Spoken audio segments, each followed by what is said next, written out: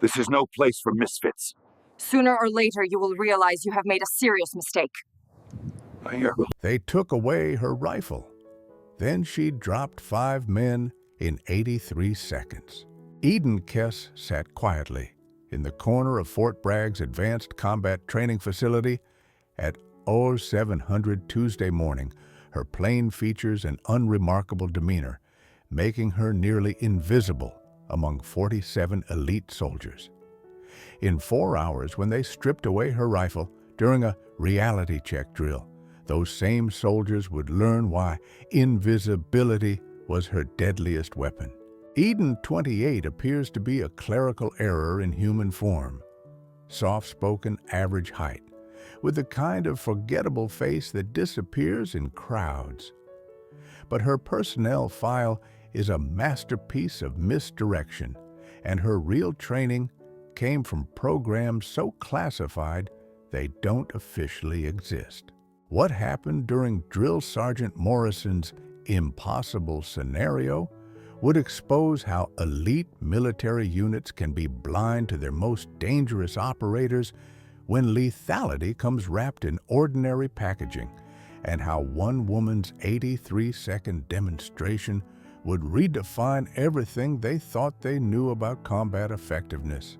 Advanced Combat Training Facility at Fort Bragg, North Carolina, where America's most elite soldiers perfect killing techniques for the world's most dangerous missions. The facility trains Special Forces Delta operators and classified units through scenarios designed to push human combat capabilities to their absolute limits. The environment operates on brutal hierarchy instructors who survived decades of combat trainees who've already proven themselves in conventional warfare and assessment protocols that eliminate anyone showing weakness or hesitation. Physical intimidation, psychological pressure, and public humiliation are standard tools for identifying those who break under extreme stress. Recent integration of atypical candidates has created tension as traditional warrior culture adapts to operators who don't fit classic military stereotypes. Some instructors resist change, viewing diversity initiatives as weakening standards rather than expanding capabilities. This setting represents the apex of military training, where only the most dangerous survive, and even elite operators can be revealed as inadequate when measured against truly exceptional standards. Eden grew up as a military dependent, moving between bases worldwide while her father served in classified positions. She learned early that survival meant invisibility, blending into backgrounds, avoiding attention, becoming unmemorable. Her childhood was spent observing military culture from the periphery, understanding warrior psychology without participating in it.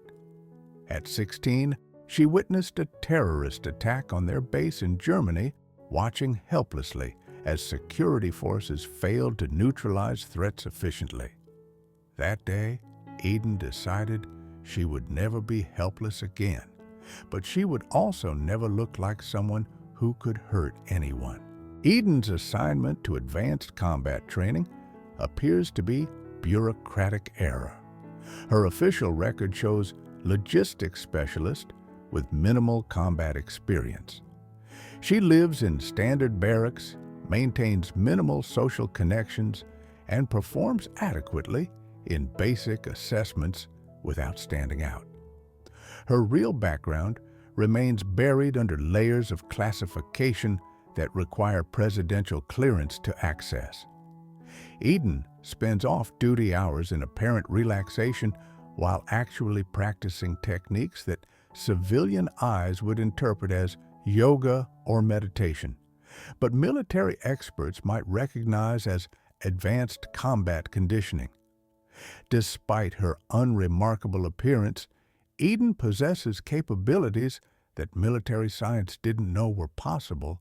She can process combat situations at speeds that make split-second decisions seemed like casual contemplation. Her martial arts training combines techniques from disciplines so specialized they don't have public names. Eden's greatest weapon is tactical invisibility. Enemies don't recognize threats until it's too late to respond. She can read micro-expressions, predict movement patterns 3 steps ahead, and neutralize multiple opponents while appearing to move casually rather than aggressively. Her ordinary appearance is her perfect camouflage. Eden must complete advanced combat training while maintaining her cover as an unremarkable logistics specialist. Her challenge: demonstrate enough competence to pass assessments without revealing abilities that would trigger security investigations into her classified background. The primary obstacle is Drill Sergeant Morrison, a decorated combat veteran who suspects Eden's presence is part of some social experiment designed to prove that traditional military standards are outdated.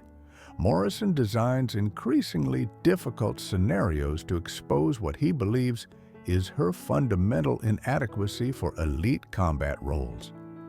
The stakes involve multiple levels: personal success in training, maintaining operational security for her classified identity, and proving that unconventional operators can be more effective than traditional warriors.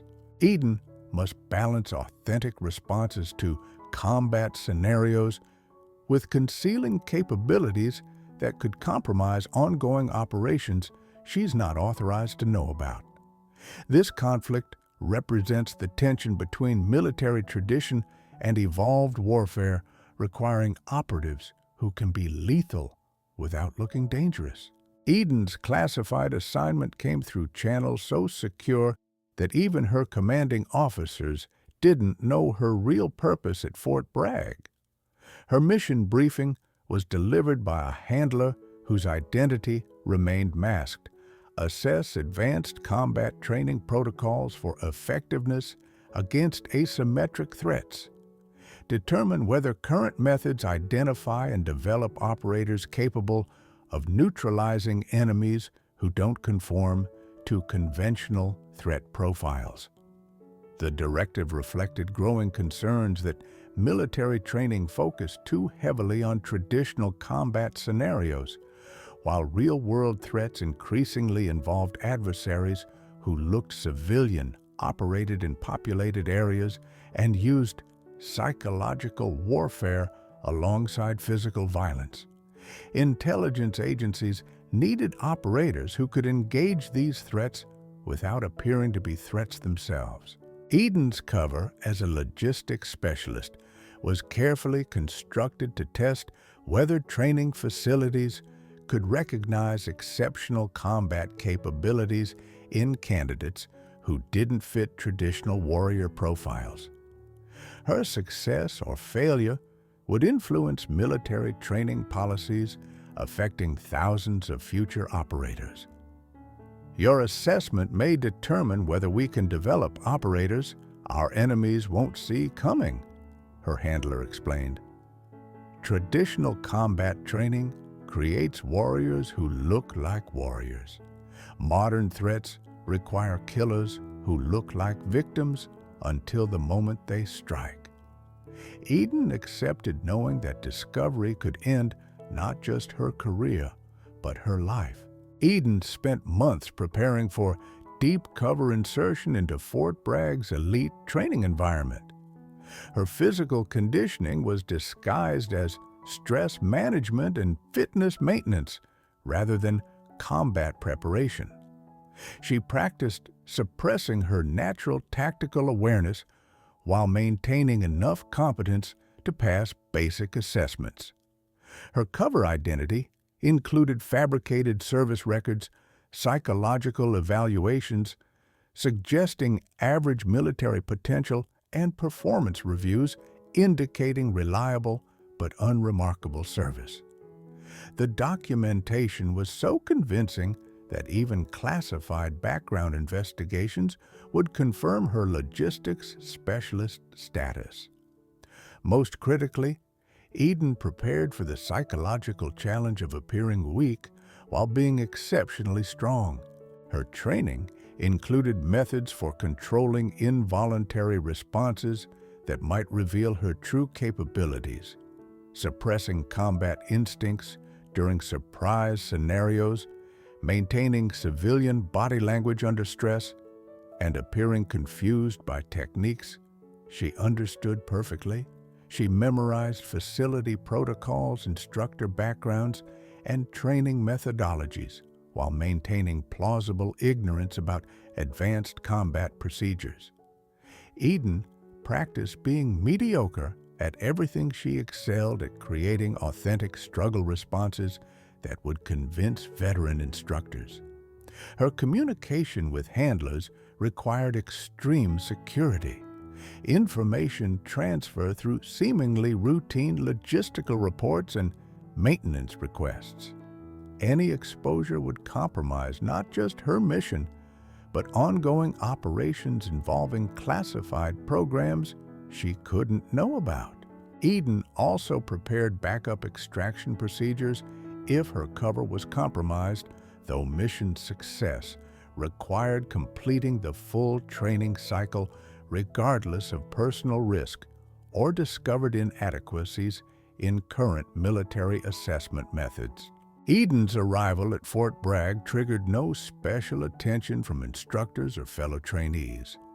Her nervous logistics specialist demeanor and obvious discomfort with combat-focused environment marked her as exactly what her records claimed: an administrative error placed in advanced training by bureaucratic mistake. Drill Sergeant Morrison reviewed her file with visible frustration. "Specialist Kess, your assignment here appears to be some diversity initiative gone wrong. What makes you think logistics training prepared you for elite combat operations?" Eden's response was perfectly calibrated, stammering uncertainty mixed with determination that convinced observers she was trying hard despite obvious inadequacy. Other trainees immediately categorized Eden as dead weight, someone they'd have to protect during team exercises rather than rely upon for mission success. Her plain appearance and deferential behavior reinforced their assumptions about her military potential. Eden's initial performance was strategically average, competent enough to avoid immediate elimination, but unremarkable enough to maintain her cover. She appeared confused by equipment she understood completely, struggled with procedures she'd mastered years ago, and took detailed notes that seemed like desperate studying rather than intelligence gathering.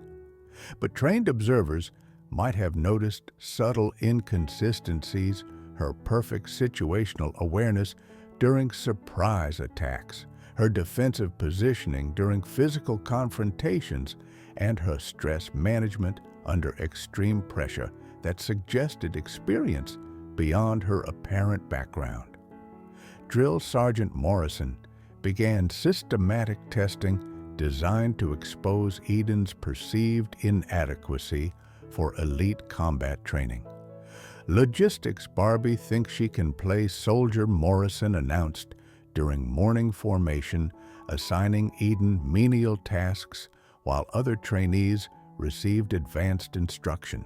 Eden responded with calculated incompetence, showing just enough ability to continue training while appearing overwhelmed by military demands beyond supply chain management. Her note-taking increased, which Morrison interpreted as desperate cramming rather than systematic intelligence gathering. Other trainees joined Morrison's skepticism, viewing Eden as proof that diversity initiatives lowered military standards rather than enhanced operational capabilities. Training intensity escalated as Eden advanced through selection phases, with Morrison increasing pressure through public humiliation and impossible standards designed to force her elimination. During combat simulations, Eden allowed herself to be defeated by superior opponents while secretly analyzing their techniques and documenting training methodologies. Her apparent failures masked systematic assessment of instructor methods, trainee psychology, and institutional assumptions about combat effectiveness. Morrison's harassment provided valuable data about bias patterns, but also created genuine stress that tested Eden's ability to maintain cover while gathering mission-critical intelligence about whether current training identified truly dangerous operators. As final evaluations approached, Morrison designed increasingly dangerous scenarios specifically to demonstrate Eden's unfitness for elite military service. Eden's strategic failures became more difficult to maintain as survival sometimes required revealing genuine capabilities she was supposed to lack. Her cover story showed strain under examination by suspicious instructors who noticed inconsistencies between her logistics background and subtle combat competencies that occasionally surfaced under extreme pressure.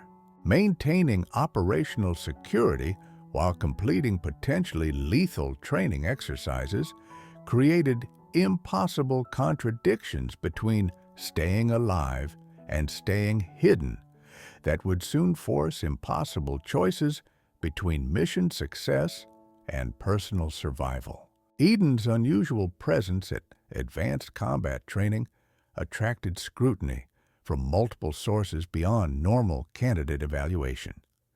Intelligence community monitors observed the experimental diversity integration program, while security agencies investigated potential vulnerabilities created by placing non-traditional candidates in classified training environments. Her logistics specialist credentials triggered background investigations that probed dangerously close to her classified operational history.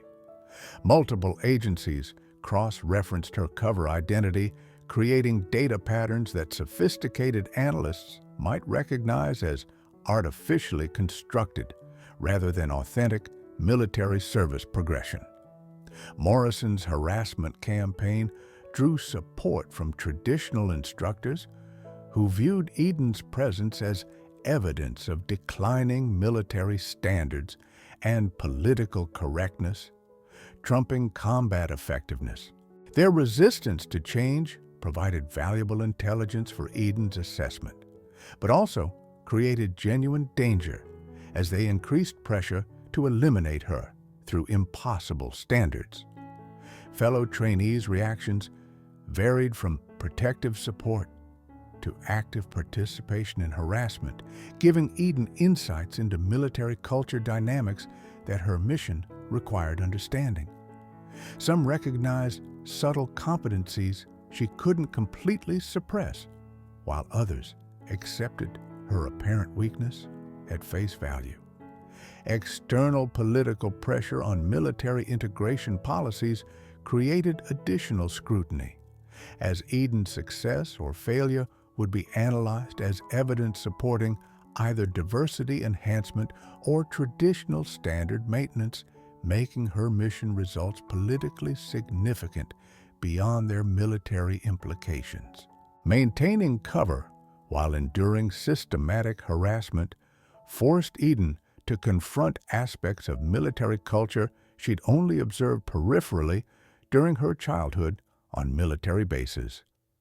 The psychological toll of appearing weak while possessing superior abilities created internal conflict between mission requirements and personal dignity that tested her emotional resilience. Morrison's attacks revealed Eden's own assumptions about strength and capability recognition, teaching her that apparent weakness could be strategic advantage when used intelligently, rather than defensive liability when imposed externally. Her logistics background proved more operationally valuable than traditional combat training suggested when applied creatively to tactical problems. Eden's documentation process evolved from simple intelligence collection to genuine analysis of how elite military units could better identify and develop diverse operational talents that didn't conform to traditional warrior stereotypes.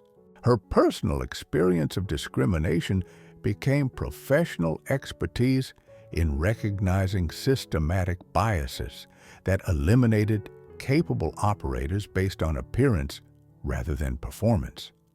The constant psychological pressure of maintaining dual identity, appearing inadequate while being exceptionally qualified, developed Eden's mental resilience beyond what conventional training provided. She learned to find operational advantage in systematic underestimation and strategic value in being consistently dismissed by opponents who equated appearance with capability. Despite Eden's careful cover maintenance, several instructors began noticing tactical inconsistencies that threatened mission exposure. Morrison observed her positioning during surprise combat scenarios and questioned whether logistics training fully explained her defensive awareness and threat assessment capabilities. The facility's final evaluation, a comprehensive combat assessment involving multiple opponents in uncontrolled scenarios, would require Eden to demonstrate abilities that no supply chain specialist should possess. Failure meant elimination from training and mission failure, but success would raise questions about her background that could trigger security investigations. Intelligence community monitoring of diversity integration programs created additional surveillance that made Eden's mission increasingly dangerous. Background analysts were beginning to notice gaps in her service record that existed only because her real history was classified beyond their clearance levels. Morrison's final test was specifically designed to prove that non-traditional candidates couldn't meet elite combat standards, a reality check scenario where Eden would face 5 elite trainees in unarmed combat after being stripped of conventional weapons. The exercise was designed as her public elimination, but Morrison had no idea he was about to demonstrate exactly why traditional assessment methods failed to identify truly dangerous operators. Morrison's final reality check drill was designed as Eden's public humiliation and elimination from advanced combat training. Specialist Kess gets to prove she belongs here, Morrison announced with sadistic satisfaction, positioning Eden in the center of the training mat, facing 5 elite trainees who'd volunteered to demonstrate her inadequacy. The scenario parameters were designed for Eden's complete failure, unarmed combat against multiple trained opponents, with her rifle and equipment removed to level the playing field in Morrison's twisted logic. The assembled instructors and trainees expected to witness systematic dismantling of diversity initiatives through Eden's obvious defeat. No weapons, no backup, no mercy, Morrison declared. Real combat doesn't care about your feelings or your logistics training. These men are going to show you what happens when amateurs face professionals. The 5 volunteers, all veteran combat specialists with multiple deployment experience, approached with confident smirks, viewing this as easy validation of their superiority. Eden stood in the center, maintaining her nervous logistics specialist demeanor, while internally shifting into operational mode for the first time since arriving at Fort Bragg. Morrison had unknowingly created the perfect scenario for demonstrating exactly what he was incapable of recognizing: true lethality disguised as harmless vulnerability. As the exercise timer started and the 5 men began their coordinated attack, Eden faced the impossible choice. Her entire mission had been designed to avoid, maintain her cover, and be seriously injured or killed by trained killers, or reveal her true capabilities and compromise operational security that extended far beyond her personal mission. The moment of decision arrived as the first attacker reached her position, expecting to find helpless prey, but about to encounter a predator they couldn't even recognize. Facing 5 elite soldiers converging on her position, Eden confronted the fundamental contradiction that had always threatened her mission. She couldn't assess combat training effectiveness if she died maintaining her cover, but exposing her true capabilities would compromise operations extending far beyond her personal assignment. The simple choice was submission, allow the attack to succeed, claim injury, and withdraw from training with whatever intelligence she'd gathered. Morrison would declare victory. Diversity initiatives would suffer setback, and traditional assessment methods would remain unchanged, but she would survive with operational security intact. But Eden realized Morrison's exercise was precisely the kind of systematic bias her mission was designed to identify and document, evaluating candidates based on stereotypes rather than capabilities, using humiliation rather than development, and prioritizing conformity over effectiveness. If I submit, Morrison's assumptions become institutionalized policy affecting thousands of future operators, Eden calculated while the attackers closed distance. If I resist minimally, I get seriously injured while proving nothing about assessment inadequacies. Her decision crystallized around a deeper operational truth. The presidential directive wasn't just about identifying bias, but demonstrating superior approaches to recognizing and developing elite capabilities. Eden's response would influence military training policies for decades.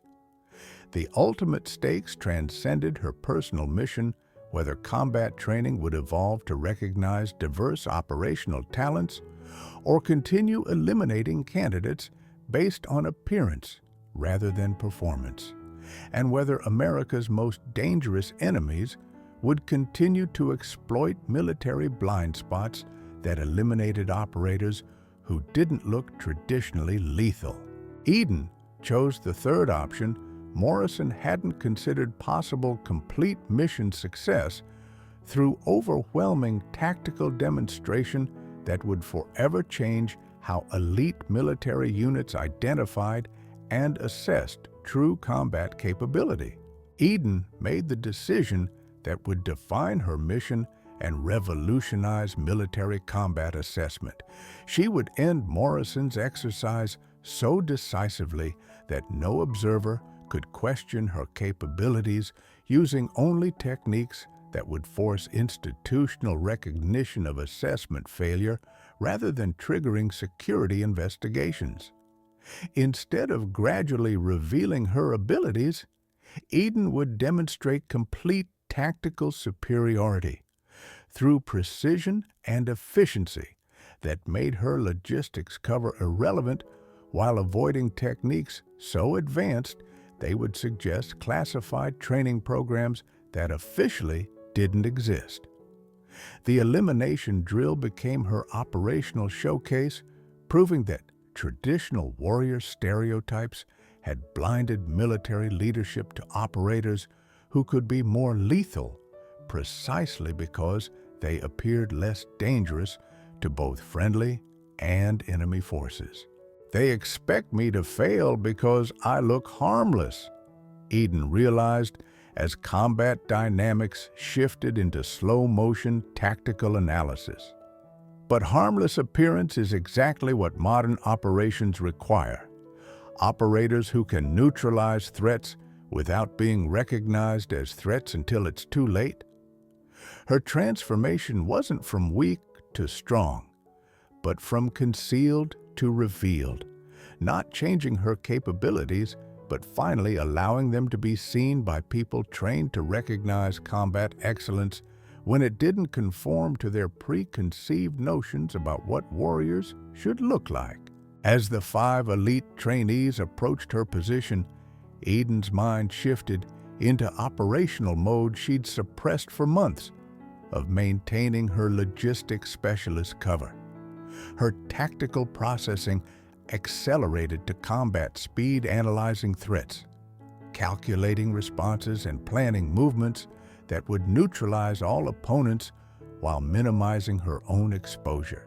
The attackers moved with confident coordination, expecting easy victory over someone they perceived as defenseless civilian, accidentally placed in military training. Their approach patterns revealed standard small unit tactics, primary assault from front, flanking movements from sides, and rear security to prevent escape. Textbook methodology for overwhelming single targets.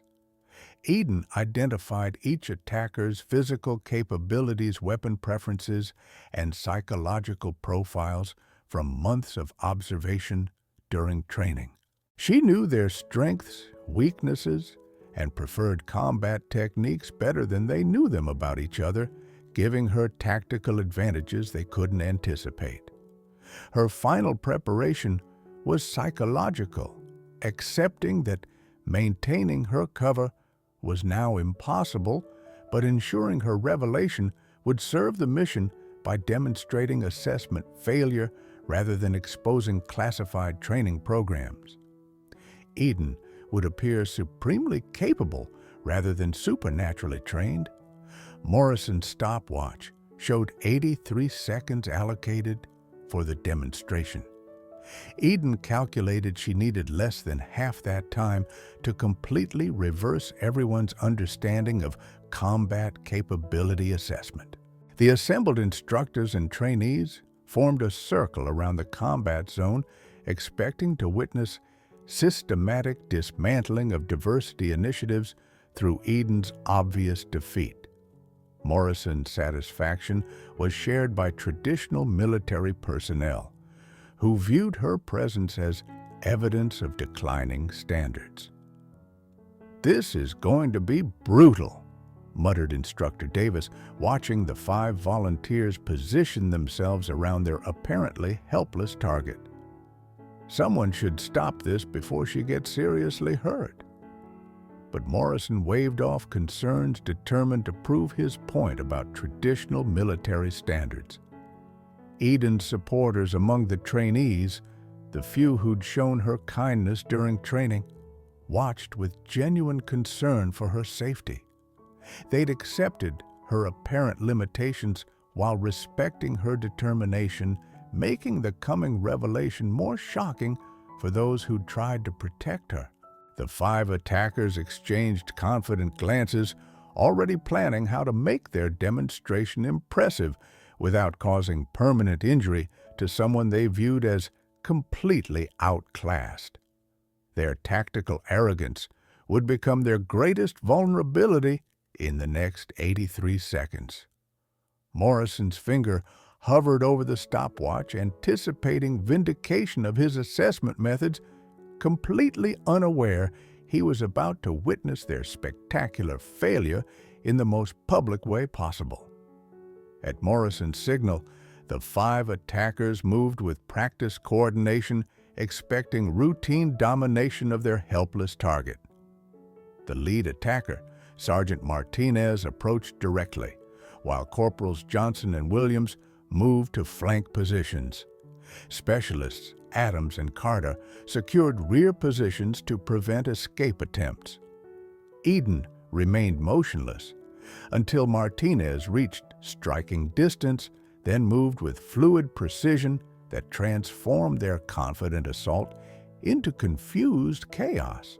Her first motion redirected Martinez's momentum while simultaneously positioning herself to engage the flanking attackers, before they could coordinate their planned pincer movement. "What the hell?" Johnson muttered, watching Eden's movement patterns that suggested training far beyond anything in her official record. Her tactical positioning was perfect, maintaining mobility while using opponents' positions against each other, creating tactical advantages through superior spatial awareness. Morrison's stopwatch started counting as Eden engaged combat that would redefine every observer's understanding of what lethal capability looked like when it didn't conform to traditional military stereotypes. Eden's initial movements created immediate tactical problems for her attackers, who'd planned for standard civilian responses rather than advanced combat techniques. Martinez found himself redirected into Williams' approach path, creating collision potential that forced both attackers to adjust positioning. But the 5 men adapted quickly, recognizing they'd underestimated their target's capabilities. "She's trained," Adams called out, warning his teammates that their assumptions were dangerously wrong. They shifted from demonstration mode to serious combat, increasing aggression and coordination. Eden faced escalating danger as her opponents abandoned their casual approach and began using genuine military combat techniques. Johnson attempted grappling, while Williams struck from her blind side, creating multi-vector threats that would challenge even experienced operators. 30 seconds. Morrison announced, his confidence wavering as he watched Eden's responses that no logistics specialist should possess. Other instructors began recognizing tactical competence that contradicted everything they thought they knew about her background and capabilities.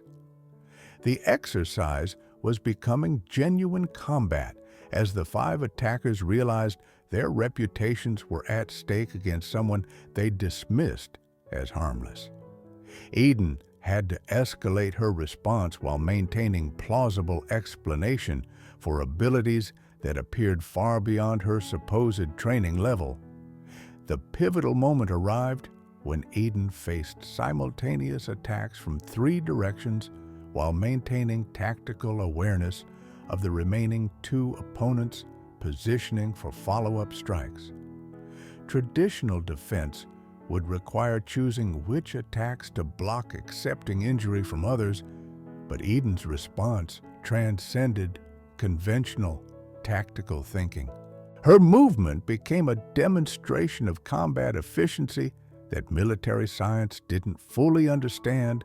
She redirected Johnson's grappling attempt into Williams' striking path, while using their combined momentum to position Carter for inadvertent collision with Adams.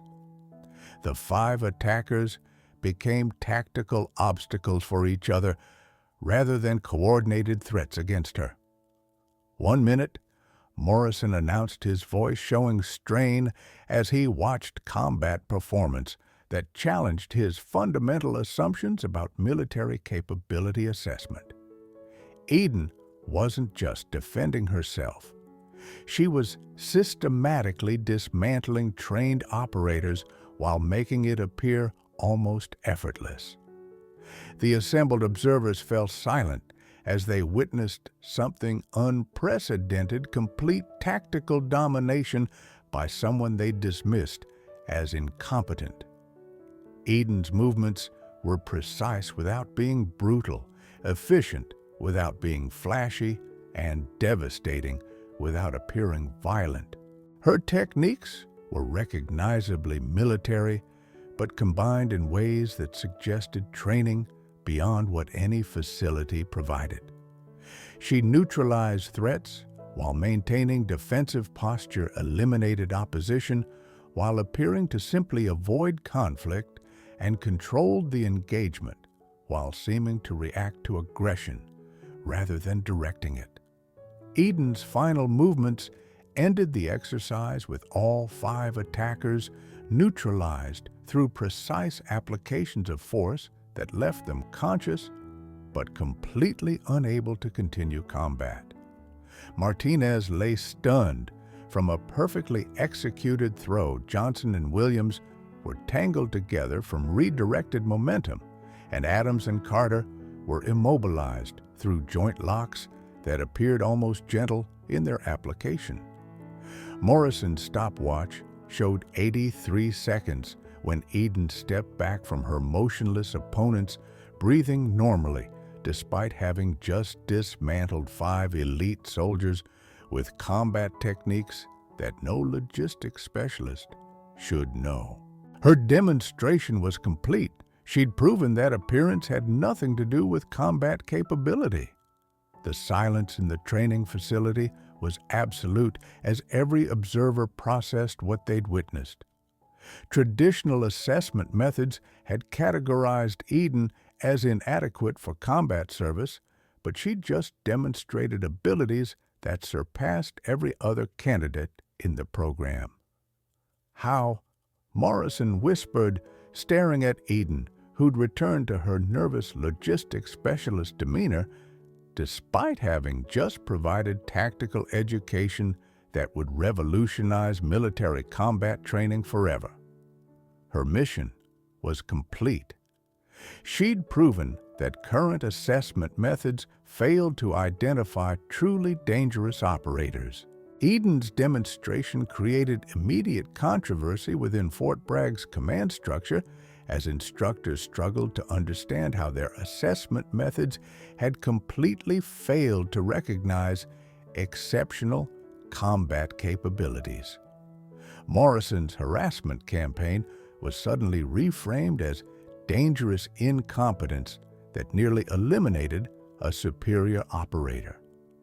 Her performance triggered mandatory investigation into training protocols and candidate evaluation procedures, while her techniques became subjects of analysis by military combat specialists seeking to understand tactical approaches they couldn't categorize or replicate. The facility's leadership began questioning fundamental assumptions about what combat effectiveness looked like and whether traditional military stereotypes were limiting rather than enhancing operational capability recognition. Eden's 83-second demonstration triggered immediate command investigation into assessment protocols and instructor competency throughout Fort Bragg's advanced combat training programs. Morrison faced disciplinary action for harassment that nearly eliminated a superior operator, while Eden's techniques became case studies for tactical innovation. Her performance forced immediate policy reviews about candidate evaluation methods and recognition of diverse combat capabilities that didn't conform to traditional military stereotypes. The facility implemented emergency protocols for identifying and developing exceptional operators, regardless of their apparent background or conventional presentation. Eden's documentation of systematic bias provided evidence for comprehensive training reform, while her tactical methods became integrated into advanced combat curriculum for instructors who needed to understand that lethal capability could appear in forms they weren't trained to recognize. Her logistics specialist cover story held during initial debriefings, but senior leadership's growing recognition of her true capabilities created pressure that would soon require careful management to maintain operational security while serving her assessment mission. Eden's combat demonstration became the catalyst for revolutionizing military candidate assessment throughout all special operations training programs. Her success proved that intellectual and tactical approaches could achieve superior results to traditional physical domination methods, forcing comprehensive reevaluation of what abilities mattered for modern warfare. Assessment protocols were redesigned to identify and develop diverse capabilities, rather than eliminating candidates who didn't fit conventional warrior stereotypes. Eden's methods became integrated into combat training curriculum, teaching future operators that appearance and capability were completely unrelated variables. Morrison's failure became a cautionary example used throughout military leadership training, demonstrating how bias could eliminate superior operators based on superficial characteristics rather than actual performance capabilities. International military organizations studied Eden's case, recognizing that modern conflicts required diverse operational approaches that traditional assessment methods failed to identify or develop effectively. The facility where Eden trained became a model for recognition-based excellence, proving that maintaining elite standards required evaluating performance rather than conforming to outdated stereotypes about what warriors should look like or how they should present themselves. Eden's experience validated her assessment mission while proving the operational value of appearing harmless while being exceptionally dangerous. She discovered that systematic underestimation was itself a tactical advantage that traditional military training couldn't replicate or counter effectively. Her endurance of harassment while maintaining mission focus demonstrated psychological resilience that exceeded traditional warrior development programs. Eden learned that concealing strength while remaining operationally effective was an advanced skill that required intelligence and discipline beyond conventional combat training. I never needed to look like a traditional warrior, Eden reflected. I needed to prove that non-traditional warriors could be more effective than traditional ones. Eden's story proves that true lethality comes in forms that traditional systems don't recognize or value. When institutions judge capability by appearance rather than performance, they eliminate their most effective operators.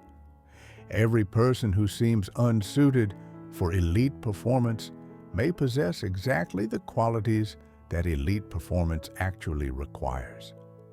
Eden's tactical demonstration that day became legendary within military training circles, though her true identity remained classified. Her 83-second dismantling of 5 elite soldiers proved that the most dangerous operators might be those who look least dangerous until they choose to reveal their capabilities. Today, the assessment protocols Eden helped develop ensure that no candidate is eliminated based on appearance rather than performance, and that traditional stereotypes about warriors don't blind military leadership to exceptional capabilities disguised as ordinary limitations. Her legacy lives on in every non-traditional operator who finds recognition in military units that once would have dismissed them, proving that the future of elite combat belongs to those who can be lethal without looking lethal, and that the most effective weapons are often those that enemies never see coming until it's too late to defend against them. Eden continues her classified service, but her impact on military training ensures that systematic underestimation will never again be mistaken for systematic weakness, and that appearing harmless while being exceptionally dangerous is itself the ultimate operational advantage.